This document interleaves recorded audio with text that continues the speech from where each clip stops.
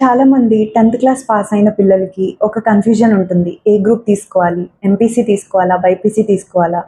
చాలామంది మ్యాథ్స్ అనే సబ్జెక్ట్‌కి భయపడి బైపీసీ తీసుకుంటారు. నేను కొంతమందిని చూసాను. వాళ్ళు స్ట్రెయిట్‌గా కంపల్సరీ మెడికల్ ఎయిమ్ చేసుకొనే బైపీసీ తీసుకుంటారు. ఎంబీబీఎస్ సీట్ కోసమే బైపీసీ తీసుకుంటారు.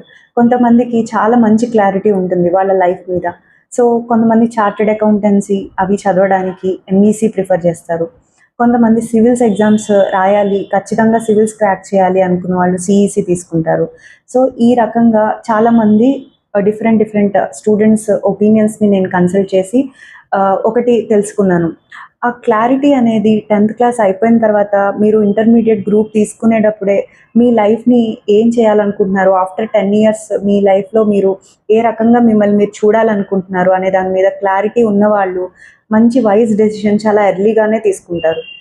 ఎవరికైతే క్లారిటీ ఉండదో వాళ్ళు అనవసరంగా కొంతమంది ఎంపీసీ తీసుకొని బీటెక్ చేసి జాబ్ వచ్చి ఆ జాబ్ నచ్చక ఆ తర్వాత మళ్ళీ సివిల్స్‌కి ప్రిపేర్ అయ్యి ఆ తర్వాత సివిల్స్ క్రాక్ చేసి ఈ టైప్‌లో కొంతమంది ఎంబీబీఎస్ చేసి 5 ½ ఇయర్స్ అయిపోయిన తర్వాత మళ్ళీ సివిల్స్‌కి ప్రిపేర్ అయ్యి సో ఈ రకంగా చాలా టైం ల్యాప్స్ అవుతుంది, ఎనర్జీ ల్యాప్స్ అవుతుంది.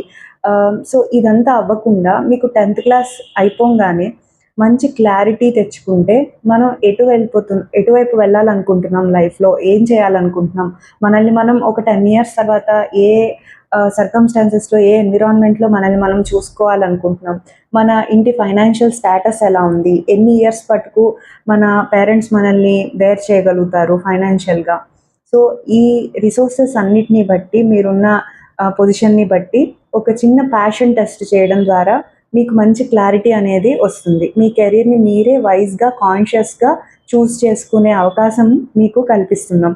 సో, ఈ సండేస్ 2-6 పీఎం సత్యసాయి హోమియో క్లినిక్‌లో అండ్ ఆన్‌లైన్ మరియు ఆఫ్‌లైన్‌లో మీ కెరీర్ మీరే వైస్‌గా, కాన్షియస్‌గా డెసిషన్ తీసుకునే ఆపర్చునిటీని ఒక చిన్న ప్యాషన్ టెస్ట్ చేసి మీకు డిఫరెంట్ ఫీల్డ్స్‌లో వెళ్ళినప్పుడు ఏమేమి ఆపర్చునిటీస్ ఉన్నాయి, మీకు సంబంధించి మీ ఫైనాన్షియల్‌గా కానీ, ఫ్యామిలీలో కానీ ఎలాంటి రిసోర్సెస్ అనేవి ఉన్నాయి, ఇవన్నీ బేరీ చేసుకొని మీ కెరీర్‌ని చూజ్ చేసుకునే ఆహ్, వైస్ డెసిషన్ మీరు తీసుకునే వైస్ డెసిషన్‌లో మేము కూడా మీకు హెల్ప్ చేద్దాం అనుకుంటున్నాం.